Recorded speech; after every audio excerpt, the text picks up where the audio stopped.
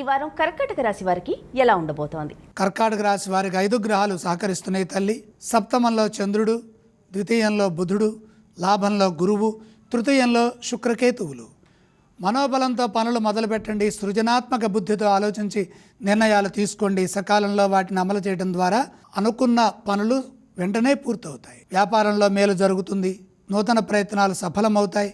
ఆశించిన ఫలితాలు లక్ష్మీ కటాక్ష రూపంలో సిద్ధిస్తాయి.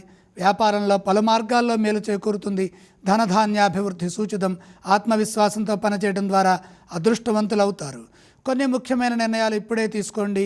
ఇప్పుడు తీసుకునే నిర్ణయాలు మేలు చేస్తాయి. కుటుంబ సభ్యులతో కలిసి చేసే పనులు విజయాన్ని ఇస్తాయి. నమ్మకం పెరుగుతుంది.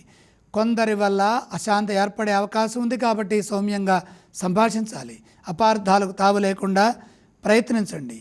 ఉద్యోగపరంగా పరిస్థితులను అర్థం చేసుకుంటూ ముందుకు సాగాలి. ఆవేశానికి గురికారాదు. సమయస్ఫూర్తిని ప్రదర్శించి సమస్యలను పరిష్కరించండి. వారం చివరి భాగంలో ఒక సమస్య పరిష్కారం అవుతుంది.